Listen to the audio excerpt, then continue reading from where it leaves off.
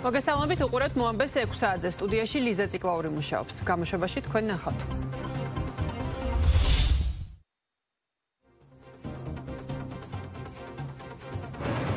საკანონმდებლო ცვლილებები, რა სიახლეები დაინიცირა ქართულმა ოცნებამ.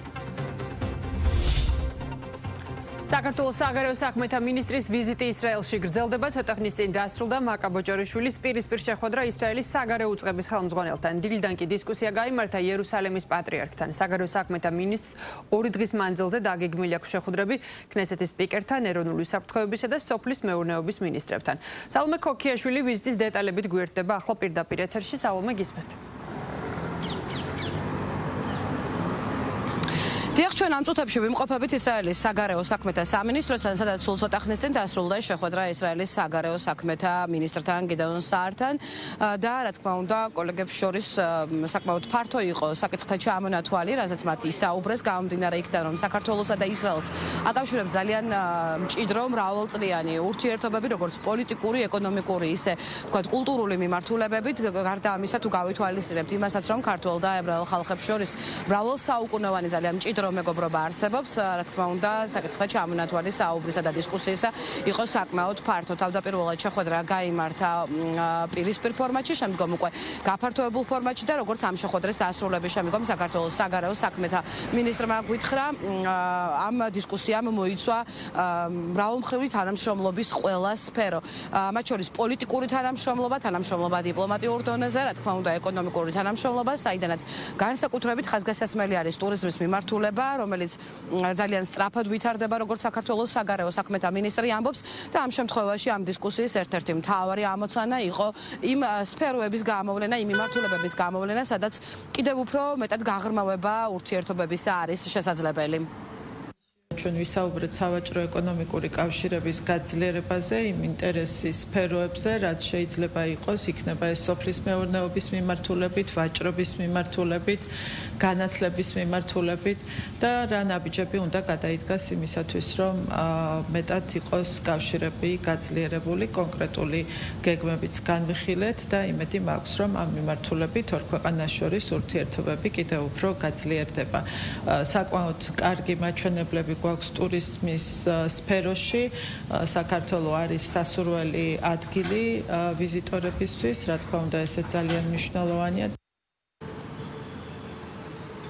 ჩვენ ამდენად შეგვიძლია უწოდოთ განსაკუთრებულად მნიშვნელოვანი ვიზიტი. ამ ვიზიტს გამომდინარე იქიდან, რომ ისრაელი დღეს მსოფლიო რუკაზე არის ერთ-ერთი ყველაზე ანგარიშგასაჭედწავი მოთამაშე, განსაკუთრებით რა თქმა უნდა პოლიტიკურ რუკაზე. ამავდროულად ისრაელი არის ამერიკის შეერთებული შტატების ყველაზე მჭიდრო პარტნიორი და შესაბამისად ამ თვალსაზრისით განსაკუთრებით მნიშვნელოვანი არის საქართველოს ისრაელს შორის არსებული ურთიერთობები და ამ ურთიერთობების კიდევ უფრო გაღრმავება, რასაც თავიდან ბოლომდე მიეძღვნება ეს ვიზიტი. დღის ბოლოს უკვე დღის მეორე ნახევარში დაგეგმილი არის ამავდროულად შეხვედრები ისრაელის ეროვნული უსაფრთხოების მინისტრთან, რომელიც სხვათა შორის მიმდინარე წლის აგვისტოში ზაფხულში სტუმრობდა ასევე საქართველოს.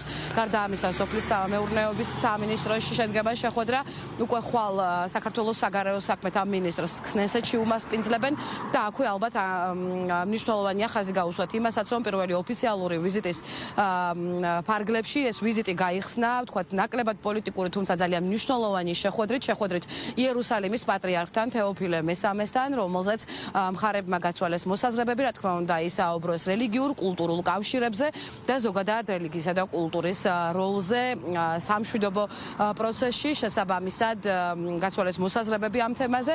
ამის შემდგომ საქართველოს საგარეო საქმეთა მინისტრმა ჩანაწერის დატოვა ჩანაწერების წიგნში. ეს არის მე შეგახსენებთ მაკა ბოჭორიშვილის პირველი ოფიციალური ვიზიტი ისრაელში. მადლობა სალომე ქოქიაშვილი ისრაელიდან საუბრობდა პირდაპირ ეთერში. Teraz გულისხმობს ახალი საარჩევნო კოდექსი. ქართულმა ოცნებამ ინიციატივა ბიუროს დღევანდელ ხდომაზე დაინიცირა. შალვა პაპუაშვილის განმარტებით მოხდება ნორმების სისტემატიზაცია და ტექნიკური დახვეწა, ასევე პროცედურების დაზუსტება. მისი თქმით, ცვლილებები გააუმჯობესებს საარჩევნო პროცესის ნორმატიულ ჩარჩოს. კოდექსის ერთ-ერთი მნიშვნელოვანი ცვლილება ეხება არარეზიდენტი მოქალაქეების, ანუ უცხოეთში მყოფი პირების არჩევნებში ხმის მიცემის წესს. ცვლილება ეხება ხმის მიცემის პროცედურას და გულისხმობს ადგილობრივი თვითმმართველობის არჩევნების მსგავსად საქართველოს პარლამენტის არჩევნებზეც ხმის მიცემას მხოლოდ საქართველოს სახელმწიფო საზღვრებში. არჩევნები მსოფლიო მასშტაბით ხდება უფრო მოწყვლადი გარე ჩარევის მიმართ. სულ უფრო ხშირად ისმის ბრალდებები არჩევნებში უცხოურ ჩარევასთან დაკავშირებით, იქნება ეს არჩევნები ამერიკის შეერთებულ შტატებში თუ ევროკავშირის წევრ ქვეყანაში. 2024 წლის საპარლამენტო არჩევნებაც კარგად აჩვენა, რამდენად ღია და უხეში შეიძლება იყოს ამორჩეველზე საინფორმაციო და პოლიტიკური ზეწოლა უცხოეთიდან. ამ მხრივ, რა თქმა უნდა, ზემოქმედების განსაკუთრებული რისკები არსებობს არარეზიდენტი მოქალაქეების, ანუ უცხო ქვეყანაში მყოფი საქართველოს მოქალაქეების მიმართ, რომლებიც უცხო იურისდიქციის და პოლიტიკური გარემოს გავლენის ქვეშ იმყოფებიან, სადაც სახელმწიფო ვერ ახორციელებს ჩარევის პრევენციას. ახალ საარჩევნო კოდექსს ოპოზიციის კრიტიკა უკვე მოჰყვა. არჩევნებზე მათ კატასტროფული მარცხი განიცადეს ემიგრაციაში. იციან, რომ ემიგრანტების უმრავლესობა არის რეჟიმის წინააღმდეგ, იციან ისიც, რომ ისინი აქტიურად მონაწილეობენ ქვეყნის თავისუფლებისთვის ბრძოლაში, შესაბამისად რეჟიმისთვის ეს არის პრობლემა. ეს არის ხმის უფლების უნივერსალურობაზე შეხება, მაგრამ არაფერი აღმაშფოთებელი ამაში არ არის, იმიტომ რომ ეს ავტოკრატიული რეჟიმია და გადალახული აქ ის ზღვარი, რითიც რამით გაგვაკვირვებს. უბრალოდ გაიფორმეს რეალურად ის იმიჯი, რაც არიან და კიდე ერთი საბუთი გვაქვს, ვთქვათ, ჩვენი პარტნიორებისთვის და ქვეყნის შიგნით სადემონსტრაციოთ, რომ რეჟიმმა გაუქმა ხმის უნივერსალური უფლება. ივანიშვილი ცდილობს მილიონზე მეტ საქართველოს მოქალაქეს წაართვას ერთადერთი რამ, როგორც მოქალაქეს დარჩენილს ემიგრაციაში აკავშირებს საკუთარ ქვეყანასთან და ეს არის საარჩევნო ხმის უფლება. ეს არის შესაძლებლობა მიიღოს საკუთარ სამშობლოზე გადაწყვეტილება. ივანიშვილი ამის წართმევას ცდილობს მილიონზე მეტი მოქალაქისთვის, რომელთა დამსახურებითაც 10 წლეულების განმავლობაში ხდება გადარჩენა საქართველოს ეკონომიკის. ხულია უცხოეთში მყოფი საქართველოს მოქალაქეები დაცულები იყვნენ სხვა პირთა გავლენისაგან, მათ შორის გამომდინარე იქიდან, რომ სხვა ქვეყნის იურისდიქციაში ცხოვრობენ და არ აქვთ მათ რეალური შემქმნელობა საქართველოში მიმდინარე მოვლენებთან, პოლიტიკურ საკითხებთან, სოციალურ და ეკონომიკურ მდგომარეობასთან დაკავშირებით. მნიშვნელოვანია, რომ თითოეული ადამიანის არჩევანის თავისუფლება უზრუნველყოფილი იყოს და ამავდროულად უზრუნველყოფილი იყოს არჩევანის ხმის მიცემის შესაძლებლობა თავისუფალ გარემოში. ამიტომ საქართველოს მოქალაქეები, რომლებიც საზღვარგარეთ იმყოფებიან, მათ უნარჩუნდებათ, რა თქმა უნდა, კონსტიტუციით გათვალისწინებული უფლებამოსილება, რომ არჩევნებში მიიღონ მონაწილეობა, მაგრამ აღარ გაიხსნება საზღვარგარეთ საარჩევნო უბნები და საქართველოში მათ ექნება შესაძლებლობა, რომ მისცენ ხმას. პოლიტიკურ ნებაზე გავლენის რესურსი საკმაოდ გაიზარდა, მობილიზებული იქნა. და ეს არ ეხება მხოლოდ იმ ხალხს, ვინც თქვათ ევროპის ქვეყნებში ან ამერიკის შეერთებულ შტატებში ცხოვრობს. სამხრეთში ცხოვრობს, ჩრდილოეთში თუ დასავლეთ აღმოსავლეთში მოქალაქე ნებისმიერი არის საკმაოდ სერიოზული გავლენის ქვეშ ადგილობრივი მმართველობის, თუ კი ეს მმართველობა ამას მოინდომებს, რასაკვირველია მოწყვლადობა ამ მოქალაქეების გაცილებით უფრო მაღალია და 4 წელიწადში ერთხელ თუ ჩამოვლენ საკუთარ ქვეყანაში და შეასრულებენ საკონსტიტუციო თავის ვალდებულებას, რასაკვირველია, ეს იქნება სწორედ ის, რაც რეალურ შედეგებს დადებს არჩევნების შემდეგ. ყოფილი სამხრეთ ოსეთის ავტონომიური ოლქის ტერიტორიაზე შექმნილი ადმინისტრაციულ-ტერიტორიული ერთეულის ადმინისტრაცია უქმდება. ეს კიდევ ერთი საკანონმდებლო ინიციატივაა, რომელიც ქართულ მოოცნებამ დღეს დააინიცირა ბიუროზე. შალო პაპუაშვილმა ამ გადაწყვეტილებების მიზეზები განმარტა და კიდევ ერთხელ ისაუბრა ნაციონალური მოძრაობის ქმედებებზე. მისი თქმით, გადაწყვეტილება, რომელიც მაშინდელმა ხელისუფლებამ 2006 წელს მიიღო, სეპარატისტული პროცესების ირიბი ლეგიტიმაცია იყო. ცვლილებების მიღებას საქართველოს პარლამენტი წლის ბოლომდე გეგმავს. ქართულმა მოუცნებამ რატომღაც 13 წლის თავზე აღმოაჩინა ამ სამსახურის არსებობა და ამ სამსახურის მოქმედებები და ამ სამსახურის შეფასება 13 წლის თავზე დაიწყო, მაშინ როდესაც ამ 13 წლის განმავლობაში ერთი გადაწყვეტილებაც არ მიუღია დღეს რა არგუმენტებსაც გამოთქვავდნენ იმის შესაბამისად. ეს კიდევ ერთხელ მიუთითებს, რომ მოსალოდნელი არის, რომ აი ამ სეპარატისტულ რეგიონებთან მიმართებაში ქართული ოცნება ისევ რუსული პოლიტიკის გატარებას აპირებს. რუსეთი წლების განმავლობაში სისტემატურად მოითხოვდა იმას, რომ საქართველოს გადაედგა ეს ნაბიჯი. ამიტომ ესეც არის რუსული მოთხოვნის სისტემატიური რუსული მოთხოვნის შესრულება ქართული ოცნების რეჟიმის მხრიდან, რომელიც არ გამეკვირდება სულ მალე დაიწყებდეს საუბარს ნეიტრალიტეტზე და ამ დრო-დროების აღიარებას. საბოლოო ჯამში ქართული ოცნების რეჟიმი გააკეთებს ზუსტად ამას. ისევე როგორც გააკეთა ყველაფერი სხვაზე სვაბობდით და გააკეთებდა. საბოლოო მიზანი ამ რეჟიმისა არის საქართველოს ნეიტრალიტეტის გამოცხადება და ამ ტერიტორიების აღიარება. ვალდებულება იმისა, რომ კონსტიტუციის შესაბამისობაში მოვიყვანოთ, ყველაფერი არის სავალდებულო. სავალდებულოა, ვინაიდან სამხრეთ ოსეთის ავტონომიური რესპუბლიკა ფაქტიურად არ არსებობს და არც ადმინისტრაცია შეიძლება არსებობდეს და მით უმეტეს კონსტიტუციაში არ არის გაწერილი. კიდევ ერთხელ დიდი მადლობა ყველას, ვინც იქ იმუშავა. მე დარწმუნებული ვარ, რომ სამშობლო ქვეყანა მათ მომავალშიც გამოიყენებს ინტელექტუალურ რესურსს, მაგრამ ვალდებულება ის, რომ კანონი იქნეს განსაკუთრებით საკონსტიტუციო მოთხოვნები იყოს შესაბამისობაში მოყვანილი, საკვირელი არის ერთ-ერთი მთავარი ამოცანა ამ გადაწყვეტილების მიღების დროს. და კიდევ ერთი საკანონმდებლო ინიციატივა ანტიკორუფციული ბიურო უქმდება და მის ფუნქციებს აუდიტის სამსახური შეასრულებს. შალვა პაპუაშვილის განმარტებით 2026 წლის 2 მარტიდან მოხდება სწორედ ანტიკორუფციული ბიუროს გაუქმება. კორუფციასთან ბრძოლა ხელისუფლების ერთ-ერთი უმთავრესი პრიორიტეტია. ბოლო პერიოდში ამ მიმართულებით მთელი რიგი მნიშვნელოვანი ნაბიჯები გადაიდგა. პროცესში ჩართულია მთავრობის ადმინისტრაციის ეფექტიანობის დეპარტამენტი, სახელმწიფო აუდიტის სამსახური, სახელმწიფო უსაფრთხოების სამსახურის ანტიკორუფციული სააგენტო, პროკურატურა.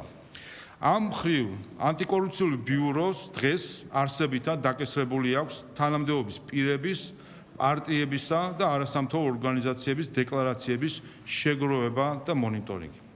მთავრობასთან კონსულტაციების შედეგად ჩამოყალიბდა საერთო ხედვა, რომ აღნიშნული ფუნქცია საჯარო მმართველობის კონსტიტუციურ ჩარჩოში უკეთ შეესაბამება სახელმწიფო აუდიტის სამსახურს, როგორც უფრო მაღალ და უფრო დამოუკიდებელ კონსტიტუციურ ორგანოს. ინიციატივის შესაბამისად 2026 წლის 2 მარტიდან ანტიკორუფციული ბიურო გაუმკვდება, მისი ფუნქციები კი სრულად გადაეცემა სახელმწიფო აუდიტის სამსახურს. მიხეილ სააკაშვილის საქართველოდან გადაყვანის საკითხი უკრაინის დღის წესრიგში დგას, განაცხადა მიხეილ პოდოლაკმა მისი ეს სიტყვები დილიდან შეფასებების თემაა თბილისში. უკრაინის პრეზიდენტის ოფისის ხელმძღვანელის მრჩეველმა TV პირველთან ინტერვიუში აღნიშნა, რომ ევროპელ თუ ამერიკელ კოლეგებთან ერთად მიმართვებს ამზადებენ და იქნება ეს საგარეო საქმეთა სამინისტრო თუ პრეზიდენტის ოფისი. მან კიდევ ერთხელ მიმართა საქართველოს ოფიციალურ ხელისუფლებას, რომ მიცენ საშუალება სააკაშვილი უკრაინაში თუ არა სხვა ქვეყანაში მაინც გადაიყვანონ სამედიცინო მიზნებით. ამავე ინტერვიუში უკრაინის პრეზიდენტის მრჩეველმა საქართველოს ხელისუფლება მარიონეტებად მოიხსენია. მართლ გუნდში საპასუხოდ აღნიშნეს, რომ უმჯობესია უკრაინამ მიხედოს საკუთარ თავს და ქვეყანას. რაც შეეხება შესაძლებლობას, რომ სააკაშვილი წამოვიყვანოთ, ეს ჩვენი დღის წესრიგის ნაწილია. უკრაინა აქტიურად მუშაობს ამ საკითხზე. პრეზიდენტ ზელენსკის არაერთხელ გამოუთქვამს თავისი პოზიცია სააკაშვილთან დაკავშირებით, რადგან მას მივიჩნევთ უკრაინის სრულუფლებიან მოქალაქედ და ამასთან რა თქმა უნდა გვესმის, რომ ის საქართველოს გულია. ევროპელ თუ ამერიკელ კოლეგებთან ერთად ვაკეთებთ მიმართვებს. იქნება ეს საგარეო საქმეთა სამინისტრო თუ პრეზიდენტის ოფისი. კიდევ ერთხელ მივმართავთ საქართველოს ოფიციალურ ხელისუფლებას. მოგცენ საშუალება სააკაშვილი თუ უკრაინაში არა, სხვა ქვეყანაში მაინც გადავიყვანოთ სამედიცინო მიზნებით. სხვა იურიდიული ფორმა თუ გამოჩნდება, უკრაინის პრეზიდენტი ამ ფორმულირებით ისარგებლებს. ჩემთვის მიხეილ სააკაშვილის სიცოცხლე უპირობოდ ძალიან მნიშვნელოვანი და ფასეულია. ისინი აფასებენ მის საქმიანობას უკრაინაში და იმას, რაც მას საქართველოში გააკეთა, გულისხმობ 9 წლის რეფორმებს, შესაბამისად ესმით ძალიან კარგად, რომ მიხეილ სააკაშვილის მძევლობა ნიშნავს იმას, რომ ყველა ვინც რუსეთის წინააღმდეგ იბრძვის, შეიძლება გაიმეოროს მისი ბედი. ამიტომაც ბუნებრივია, რომ ინტერესი მიხეილ სააკაშვილის გათავისუფლებასთან დაკავშირებით უკრაინელების არის ძალიან მაღალი, ისინი აქტიურად ადევნებდნენ თვალყურს მთელს პატიმრობას მიხეილ სააკაშვილისას, მის ჯანმრთელობის მდგომარეობას. მიხეილ სააკაშვილი იყავდა პოდოლიექსზე, რატო გამოუშვა აქ? ვინ მეხვეწებოდა, ჩვენ მეხვეწებოდით, რომ გამოუშვეს? რა მიზნითაც გამოუშვეს, ის მიზანი დასჯადია და შესაბამისად არა მარტო ის მიზანი შეასრულა, რა მიზნითაც გამოუშვეს, არამედ სასამართლომ, მათ შორის საერთაშორისო სასამართლომ ბევრი სხვა დანაშაულებრივი ფაქტები გამოუვლინა მათ შორის საქართველოში და ეხლა ის დამსახურებულად იხდის სასჯელს და ისე პოდოლიაკმა თავის ქვეყანას რომ მიხედოს, რომელიც სამწუხაროდ არის ასეთ მდგომარეობაში, როგორშიც არის, მე მგონი უკეთესი იქნება. უკრაინამ მიხედოს თავის თავს. კატასტროფულ მდგომარეობაში მიიყვანეს საკუთარი ქვეყანა. მე არ ვლაპარაკობ ის, რაც გააკეთა აგრესორმა მათ ტერიტორიაზე. მე ვლაპარაკობ ის, რაც გაუკეთა თავისმა ხელისუფლებამ თავის ხალხს. სააკაშვილი მოკლე ფორმულას ვიტყვი. ყავდათ იქ. ნუ ჩასვავდნენ ძის ნაწარმში და ნუ გამოგვიგზავნიდნენ და ეხლაც იქ ეყოლებოდათ. საქართველოს მართლმსაჯულებამ გამოიტანა კონკრეტული სასჯელი და ის ამ სასჯელს მოიხდის და ამ სასჯელიდან გათავისუფლება შეიძლება მხოლოდ იმ მექანიზმებით, რომელიც არის განსაზღვრული საქართველოს კანონმდებლობითა და კონსტიტუციით. სხვა დანარჩენი ახლა პოდოლიაკისა და სხვათა ესე იგი მოსაზრებებს საქართველოს სახელმწიფო არ გაითვალისწინებს. სამწუხაროდ ზელენსკის ხელისუფლება გამოირჩევა ქართველი ხალხის მიმართ უმადურობით, ის მხარდაჭერა, რომელიც ქართველი ხალხისგან არსებობს უკრაინის მიმართ ამ მხარდაჭერის ასეთი პასუხი, რომ გვიგზავნიან აქ შემოგვიპარეს ჯერ სააკაშვილი, შემდეგ მათ შორის პოდოლიაკის განცხადებებითაც ცდილობდნენ რომ შევეყვანათ ესკალაციაში რუსეთთან, გვითვლიდნენ უკრაინიდან რომ იქნებ ჩვენს გაგვესეირნა სხვადასხვა ოკუპირებულ რეგიონებში და ასე შემდეგ. აი ესე ეპყრობიან ქართველ ხალხს ორგანიზებული მისი შემოპარება. 2021 წლის ადგილობრივი თვითმმართველობის არჩევნების წინა დღეებში ორგანიზებული იყო უკრაინის სამხედრო თუ კონდაზვერვის სამსახურის მიერ, კერძოდ მისი ხელმძღვანელის მოადგილის გია ლორდ-კიფანიძის მიერ. სად არის დღეს გია ლორდ-კიფანიძე? ისევ იქ არის, სადაც ის არის. შესაბამისად, ვინც ხელს აფარებს სააკაშვილის ქვეყანაში შემოპარების ორგანიზატორებს, შესაბამისად, ამ ხელს საკუთარ თავს ამ საქმეში. სალომე ზურაბიშვილის მოწოდება ტექნიკური მთავრობის როგორც პოლიტიკური ალტერნატივის შექმნის საჭიროებაზე, რომელიც ზეპარტიული ნიშნით უნდა იყოს დაკომპლექტებული, მდილიდან არის ასევე შეფასებების თემა.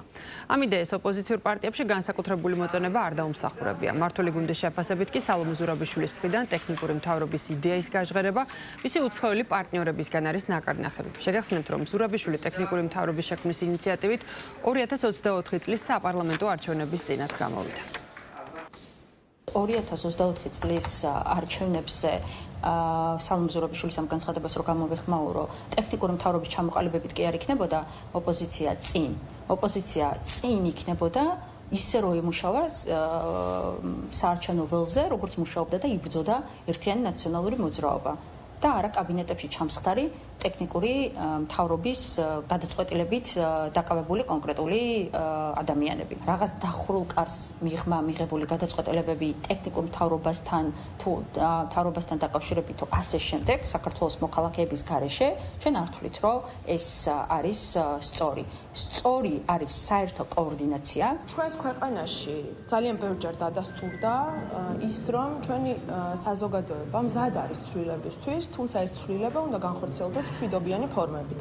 შესაბამისად, პოლიტიკოსებმა მაქსიმალურად კონსტიტუციური გზები უნდა გამოვიყენოთ იმისთვის, რომ შესაბამისი ცვლილება დაადგეს ჩვენს ქვეყანაში. კიდევ უფრო მეტად ქვეყანაში პოლიტიკური მდგომარეობის დამძიმებას და არაკონსტიტუციური გზებით, რაღაც ალტერნატიული მთავრობებით, სათათბიროებით და აი ამ ერთობებით ბრძოლას ჩვენი მოსახლეობა უკვე დაიღალა ამ ყველაფრით, იმიტომ რომ წლებია ეს ყველაფერი მიმდინარეობს. რისი გუნდიც არ უნდა იყოს, მე ვიქნები ყოველთვის მომხრე, რომ იყოს ისეთი გუნდი თუ ჯგუფი, სადაც იქნება სათავეში სალომე ზურაბიშვილი, იმიტომ რომ ეს ქალი არის წარუმატებლობის ფორმულა და ეს კარგია საქართველოსთვის. იმიტომ რომ როცა უცხოური აგენტი არის წარუმატებლობის ფორმულა, ის უნდა იყოს ყველგან რაც იქნება საქართველოს წინააღმდეგ წამოწყებული. რა პრობლემებიც ჰქონდა ნაცმოძრაობას აქვს, იმიტომ მოუწევს ახლა პასუხისგება. ახლა იდეების ნაკლებობა რო აქვს და განხორციელების ნაკლებობა და არ უყვართ თავისი ქვეყანა და რაც კი წამოიწყეს, არაფერი არ გამოუვიდათ. ეს რომ ნახა ქართულმა საზოგადოებამ და მათ შორის მათივე ამორჩეველმა იმიტომ იღებენ იმ შედეგებს არჩევნებზე, რასაც იღებენ. არც ნდობა საზოგადოების, არც ხარდაჭერა ჩვენი ქვეყნის და მისი მოქალაქეების, არც სალომე ზურაბიშვილს და არც იმ მიმართულებას, რომელზედაც მისთვის დავალების მიმცემებს აქვთ ესოდან დიდი იმედი, არ გააჩნია. შესაბამისად, წყლის ნაყვაა ეს ყველაფერი საკუთარ ილუზიებში და რაღაცა ფანტაზიებში შექმნილ სამყაროში მოძრაობა, სადაც ის ჯერ კიდევ წარმოადგენს ქვეყნის პრეზიდენტს. ისინი არ იმსახურებიან ქართული ხალხის ნებას და ამ ყველაფერს აკეთებენ უცხოელებისთვის და მათი დამკვეთებისთვის. მათ შორის პარლამენტის წინ ტერიტორია, სადაც ზოგადად პროტესტის ტრადიციული ადგილი არის, ესეც აკადრეს, რომ უცხოეთიდან გამოგზავნილი უსტარი წაუკითხეს ქართულ ხალხს. იმისი თავისუფლებაც კი არ აქვს, რომ თავად ჩამოაყალიბონ სათქმელით. ამას ხედავთ და მეორე ხედავთ, რა გითხრათ, ემოციურად დაზიანებულ ზოგიერთ არაადეკვატურ ჯგუფს, რომელთანაც ხა იქ რთული არის რაიმე ლოგიკაზე საუბარი.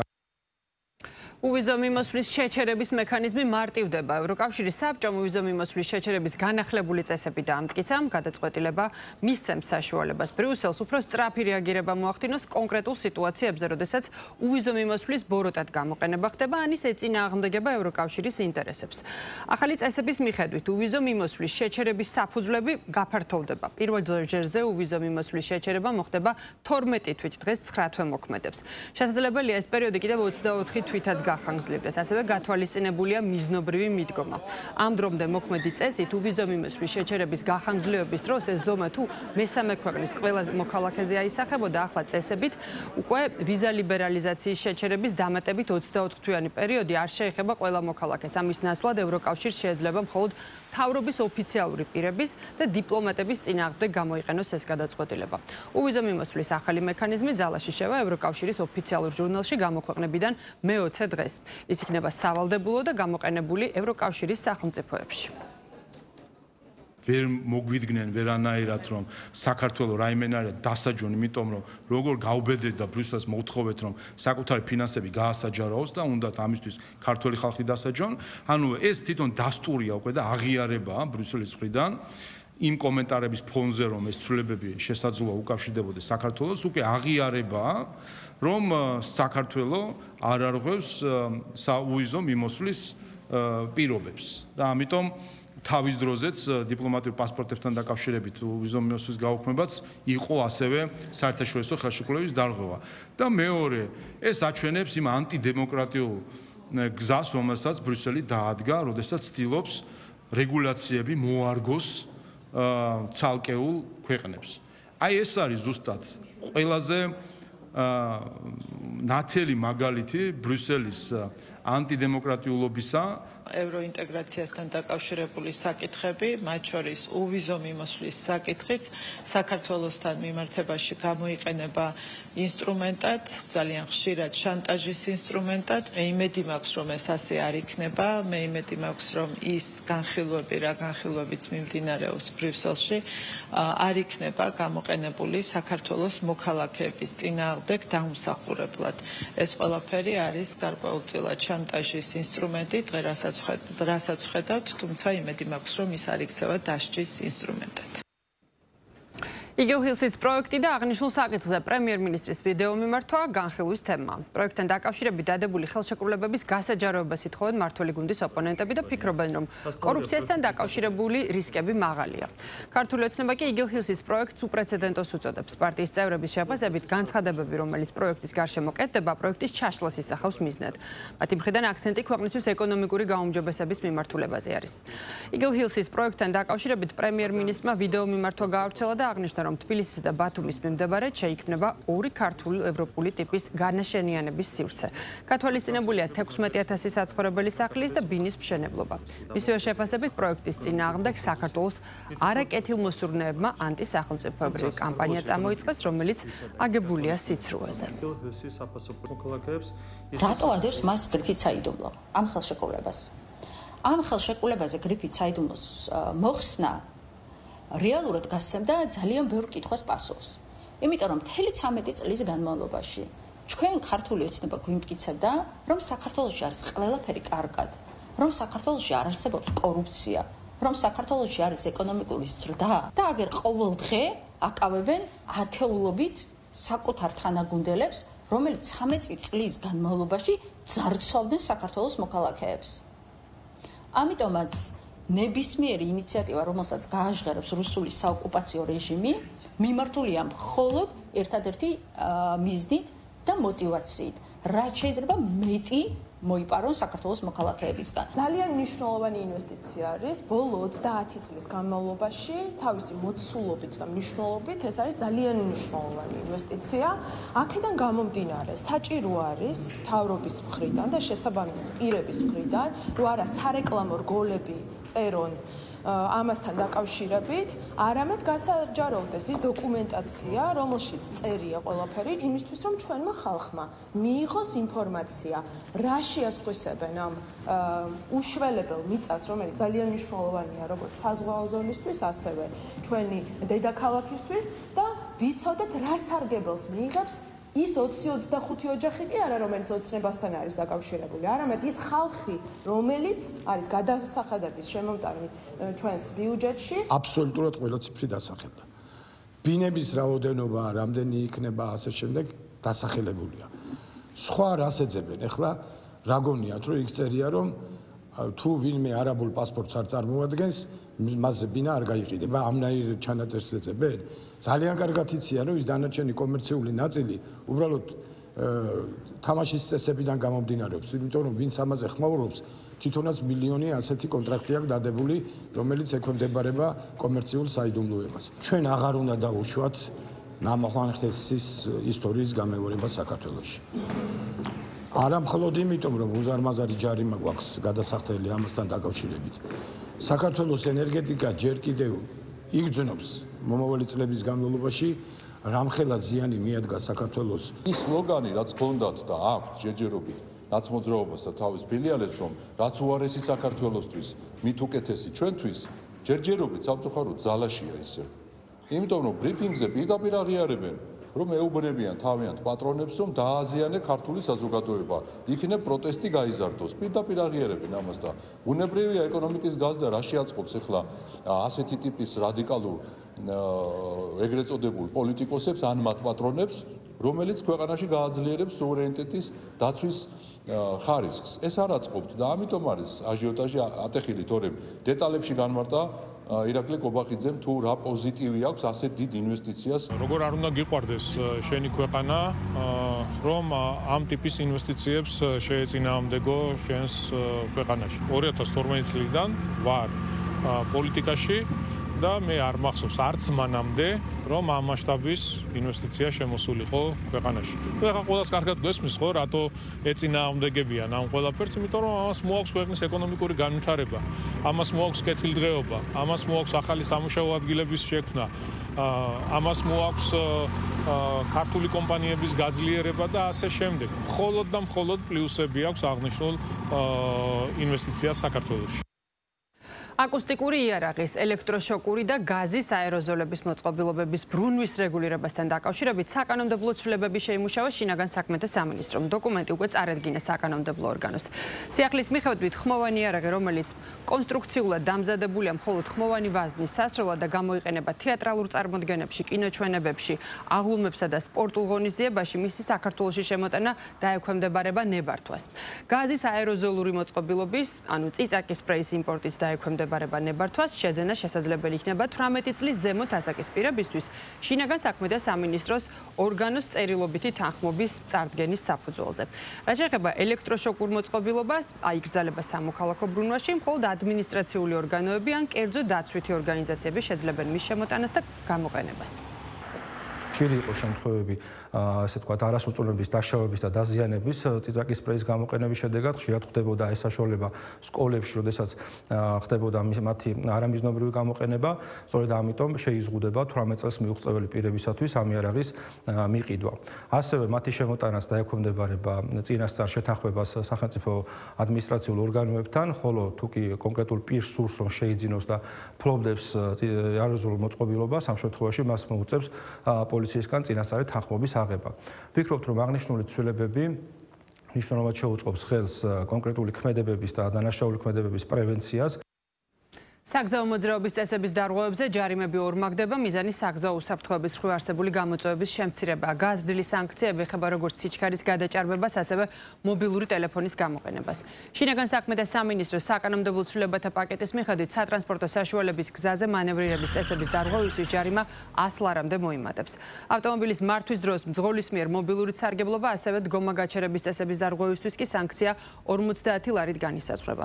დამატებითი პასუხისმგებლობა დგინდება ასევე ბასლაინზე სატრანსპორტო საშუალებებისთვის დადგენილი წესების დარღვევის შემთხვევაშიც. იზრდება ჯარიმა მანევრირების წესის დარღვევისთვის, რომელიც ყველაზე ხშირად არის გამომწვევი ავარიების და ნაცვლად 50 ლარისა 100 ლარიანი ჯარიმით და 20 ქულის შემცირებით დაისჯება ის პირი, ვინც ჩაიდგენს მსგავს სამართალდარღვევას. ნაცვლად 50 ლარისა 100 ლარით დაისჯება 15-დან 40 საათამდე სიჩქარის გადაჭარბება. შემოდის სრულიად ახალი სამართალდარღვევის სახე, ეს არის პარკირების დასჯადობა ტროტუარებზე და ქვეითთა გადასასვლელებზე. აღნიშნული ქმედების ჩამდენი პირები დაისჯებიან 100 ლარიანი ჯარიმით. საპატრულო პოლიციის დეპარტამენტის თანამშრომლები ყოველდღიურ რეჟიმში ვართ ჩართულები საგზაო მოძრაობის უსაფრთხოების მოწესრიგებასა და უზრუნველყოფაში. ყოველდღიურად აქტიურად ხდება სამართალდამღვრევი მძღოლების გამოვლენა და მათ მიმართ სამართლებრივი ზომების გატარება. ავტოსაგზაო შემთხვევების სტატისტიკა ცხადყოფს, რომ ავტოსაგზაო შემთხვევების შედეგად ყოველწლიურად იღუპება ასობით ადამიანი. შესაბამისად, საჭიროა გამკაცრდეს ზომები, მათ შორის საკანონმდებლო კუთხით. მომზადებული საკანონმდებლო ცვლილებები შეამცირებს ავტოსაგზაო შემთხვევების რიცხვს. პრემიერ-მინისტრის სომხეთის იუსტიციის მინისტრს შეხვდა ისაუბრეს არსებულ სტრატეგიულ პარტნიორობასა და კეთილმეზობლურ ურთიერთობებზე. აქცენტი გაკეთდა ორმხრივ და საერთაშორისო ფორმატებში თანამშრომლობაზე. ყურადღება დაეთმო მართლმსაჯულების სფეროში ეფექტურ პარტნიორობას და ამ მიმართულებით ქვეყნებს შორის გამოცდილების გაზიარებას.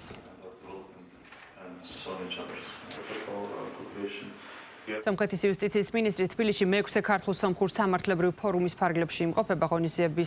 ღონისძიებაში იუსტიციის სფეროში საქართველოსა და სომხეთს შორის არსებული მჭიდრო თანამშრომლობის მნიშვნელოვანი საკითხები განიხილეს. ორი ქვეყნის სამართალდამცავი ინსტიტუტების წარმომადგენლები თემატურ სესიებზე მსჯელობენ სხვადასხვა აქტუალურ საკითხებზე, მათ შორის ადამიანის უფლებების დაცვაზე, ციფრული სერვისების განვითარებაზე და ხელოვნური ინტელექტის როლზე სამართლებრივ სფეროში. ვიზიტის ფარგლებში სომხეთის იუსტიციის სამინისტროს დელეგაცია ასევე გაეცნობა საქართველოს იუსტიციის სამინისტროს დაქვემდებარებაში არსებულ უწყებებში დანერგილ პრაქტიკას და მუშაობის გამოცდილებას. ამ ორი დღის განმავლობაში ტრადიციულად ფორუმზე განიხილება ყველა ის საკითხი, რომელიც ახალია, რომელიც მნიშვნელოვანია იმისათვის, რომ ჩვენი სამართლებრივი სისტემები უფრო განვითარდეს, დაუახლოვდეს ერთმანეთს და რეგიონში შევქმნათ მყარი, მნიშვნელოვანი და სტაბილური სამართლებრივი გარემო. ქართულ-სომხური ფორუმი კარგი შესაძლებლობაა ჩვენი ქვეყნებისთვის განვიხილოთ სამართლებრივ სფეროში მნიშვნელოვანი საკითხები და ერთმანეთს გავუზიაროთ ჩვენი გამოცდილება და ცოდნა. ვფიქრობ, ქართველი კოლეგების გამოცდილება დაგვეხმარება იმ რეფორმების მიმართულებით, რასაც ჩვენ ახლა სომხეთში ვახორციელებთ. აღსანიშნავია, რომ ქართველმა მხარემ უფრო ადრე დაიწყო ევროინტეგრაციისა და ვიზა ლიბერალიზაციის პროცესი. ჩვენ გვაქვს ამ კუთხით დიდი წინსვლა და მნიშვნელოვანია, რომ საქართველოს გამოცდილება დაგვეხმაროთ შეცდომების პრევენციაში. ჩვენ გვაქვს საერთო ღირებულებები და ვფიქრობ, რეფორმები, რომლებსაც ჩვენი ხელისუფლებები განსაზღვრავენ, უნდა განხორციელდეს. ახლა კი უცხოეთის სიახლეების დროა. გამოშვებაში თურქეთის სამხედრო თვითმფრინავის ჩამოვარდნის სავარაუდო მიზეზი ძრავების წყობრიდან გამოსვლა გახდა. წერს ამის შესახებ თურქული გამოცემა ჰურეითი. სტატიის თანახმად აფრენის დროს ძრავების გაუმართავობა არ შეინიშნებოდა, თუმცა სიმაღლეზე ასვლის შემდეგ სავარაუდოდ 4 ძრავიანი თვითმფრინავის მეოთხე ძრავა მოულოდნელად წყობრიდან გამოვიდა. ამან გამოიწვია მართვა გაართულა და მოხდა სიმაღლის და სიჩქარის მკვეთრი აღება. თვითმფრინავის მართვის კონტროლის მცდელობისას მეორე ძრავაში მოხდა ცნევის დარღვევა, რის შედეგადაც ის უკვე დაიშალა და აღნიშნულმა გამოიწვია თვითმფრინავის კორპუსის დაზიანება. შეგახსენებთ, სიღნაღის მუნიციპალიტეტში საქართველო-აზერბაიჯანის საზღვართან თურქულმა სამხედრო თვითმფრინავმა, რომლის ბორცვზეც 20 სამხედრო იმყოფებოდა, კატასტროფა განიცადა. 11 ნოემბერს მოხდა შემთხვევა, თვითმფრინავი აზერბაიჯანიდან თურქეთის მიმართულებით ასრულებდა რეისს. ვარშავა-ლუბლინის სარკინიგზო მაგისტრალზე კვირას მომხდარი აფეთქება დივერსიული აქტი იყო, განაცხადა დონალდ ტუსკმა. პოლონეთის პრემიერ-მინისტრმა სოციალურ ქსელში დაწერა, რომ ასაფეთქებელი მოწყობილობის ამოქმედებამ გაანადგურა რკინიგზა. საგანგებო სამსახურები და პროკურატურა შემთხვევის ადგილზე აგრძელებენ მუშაობას. მისივე ცნობით, ამავე გზაზე ლუბლინთან ასევე გამოვლენილია დაზიანება. ამერიკამ წყნარ ოკეანეში ნარკოტიკები დატვირთული კიდევ ერთი გემი დაბომბა, რის შედეგადაც 3 ადამიანი დაიღუპა. როიტერი პენტაგონზე დაყრდნობით იუწყება, რომ აღნიშნული გემი საერთაშორისო წყლებში იმყოფებოდა, როდესაც მას სამხედრო ოპერაცია სამხრეთის შუბის ფარგლებში დაარტყეს. ეს სექტემბრიდან დაწყებული ამერიკის სამხედროების მიერ ნარკოტიკების გადამზიდავ გემებზე განხორციელებული 21 თავდასხმა, რასაც ამერიკელები შეერთებულ შტატებში ნარკოტიკების ნაკადის შეჩერების მიზნით ხსნიან. თავდასხმებს საერთო ჯამში უკვე 80-ზე მეტი ადამიანის სიცოცხლე ემსხვერპლა. ზელენსკიმ და მაკრონმა უკრაინის გაძლიერების მიზნით შეთანხმებას მოაწერეს ხელი, რომლის მიხედვითაც კიევის საფრანგეთისგან 100 ავიაგამანადგურებელს შეისყიდის. შეთანხმებას ხელი პარიზის სიახლოვეს მდებარე სამხედრო ბაზაზე მოეწერა. დოკუმენტის მიხედვით უკრაინა საფრანგეთისგან შეისყიდის 100 ავიაგამანადგურებელს, ასევე საჰაერო თავდაცვის საშუალებებს და დრონებს. ცნობისთვის მანამდე უკრაინის პრეზიდენტი ამბობდა, რომ მომზადებულია ისტორიული შეთანხმება, რომელიც საშუალებას მისცემს უკრაინას გააძლიეროს ავიაცია და ანტისარაკეტო სისტემა.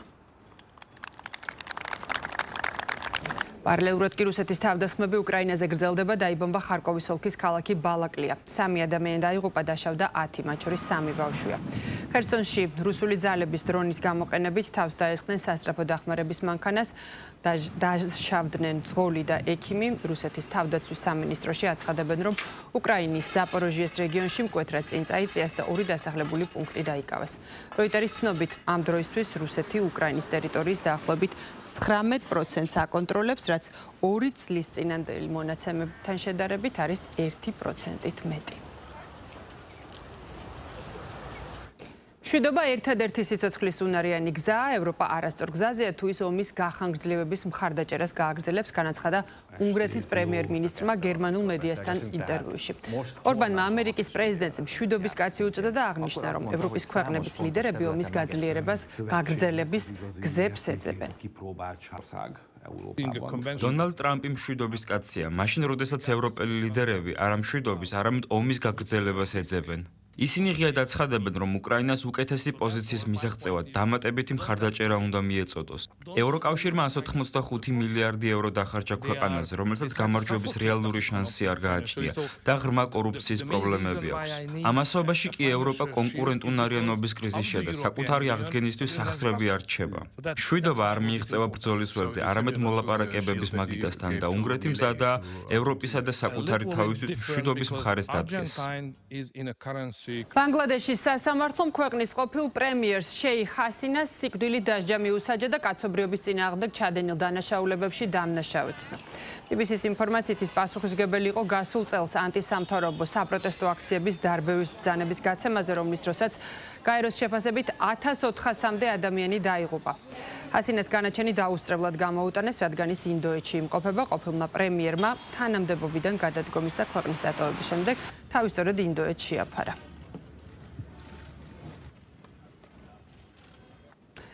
დაუბრუნდეთ ისევ ჩვენს ქვეყანას. საქართველოს ავიაბაზარზე გერმანული ავიაკომპანია Condor Airlines-ი ბრუნდება. ყოველდღიური ფრენები 2026 წლის 15 ივნისიდან თბილისი-ფრანკფურტის მიმართულებით დაიწყება. ეკონომიკის სამინისტროში აცხადებენ, რომ ფრანკფურტი როგორც მსხვილი საავიაციო ჰაბი მნიშვნელოვნად შეუწყობს ხელს საქართველოში ტურისტული ნაკადების, ასევე საავიაციო დაკავშირებადობის ზრდას. ბილეთების შეძენა ავიაკომპანიის ვებგვერდზე უკვე შესაძლებელია. ძალიან მნიშვნელოვანია ზოგადად ევროპული ავიაკომპანიის დაბრუნება და ზოგადად ფრანკფურტი როგორც საერთაშორისო საავიაციო ჰაბი არის ჩვენთვის სტრატეგიული მიმართულება, რადგანაც ტრანსატლანტიკური ტრანზიტული მიმართულებები საქართველოს ბაზრისთვის დამატებითი შესაძლებლობა გახდება. გერმანიიდან საერთაშორისო ვიზიტორთა ციფრი ყოველწლიურად იზრდება, დადებითი დინამიკა გვაქვს. ფრენები აღდგება 2026 წლის 15 ივნისიდან. საქართველოსთვის ძალიან მნიშვნელოვანი არის დაკავშირებადობა ევროპისა და ტრანსატლანტიკურ მიმართულებებთან, რაც ჩვენ ქვეყანას დამატებით შესაძლებლობას უქმნის როგორც ტურიზმის, ასევე ბიზნესის განვითარების კუთხით. მუხიანის აგარაკებზე საანიაღვრე კოლექტორი ეწყობა. პროექტი ნეკრესის, სვანეთის, ერთობისა და ბორჯომის ქუჩების გარკვეული მონაკვეთის გასწრულ ხორციელდება. სამუშაოები დაახლოებით 2400 მეტრზე ჩატარდება. ამისთვის ბიუჯეტიდან 3.600.000 ლარამდეა გამოყოფილი. საანიაღვრე კოლექტორის მოწყობის პარალელურად კი მუხიანის აგარაკებზე საგზაო ინფრასტრუქტურის მოწესრიგებაც მიმდინარეობს. კეთდება ცენტრალური მიმღები კოლექტორი, რაც პრინციპულად მნიშვნელოვანია აღნიშნული დასახლებისთვის. რამდენიმე თვის წინ, როდესაც ჩვენ აქ ვიყავით მოსულები კონკრეტულ სამუშაოებზე, ერთ-ერთი ქუჩის სამუშაოებზე, ადგილობრივმა მოსახლეობამ მოგმართა თხოვნით, რომ გაკეთებული იყო ეს პროექტი, იმიტომ რომ წვიმის და უხვი ნალექის დროს უდიდეს პრობლემის წინაშე იდგა მოსახლეობა. მთელი ზემოდან წამოსული წყალი ამ ოჯახების ეზოებში შედიოდა, იტბორებოდა სახლები და აღნიშნული კოლექტორი მოგწევს იმის შესაძლებლობას, რომ მთლიანად ეს პრობლემა მოხსნათ. 2025 წლის ბიუჯეტის ფარგლებში კლდანის რაიონის გამგეობამ მუხიანის აგარაკებზე 8 ქუჩის კაპიტალური მოწყობის სამუშაოები დაასრულა. ჯამში 32000 კვადრატულ მეტრ ფართობზე დაიგო ასფალტის საფარი, ხოლო ბიუჯეტიდან დაიხარჯა 5 მილიონი ლარი. მოგეხსენებათ, რომ აღნიშნულ დასახლებაში არ არსებობდა არანაირი მიწისქვეშა კომუნიკაცია. ჩვენ ნულიდან დავიწყეთ ფაქტობრივად ყველაფერი, მოეწყო წყალარინების სისტემა, მოეწყო სანიაღვრე ქსელები და შემდგომ დავასრულეთ ასფალტის საფარით. მომბე 6 საათზე ამით დასრულებული აქვს. მადლობთ ყურადღებისთვის.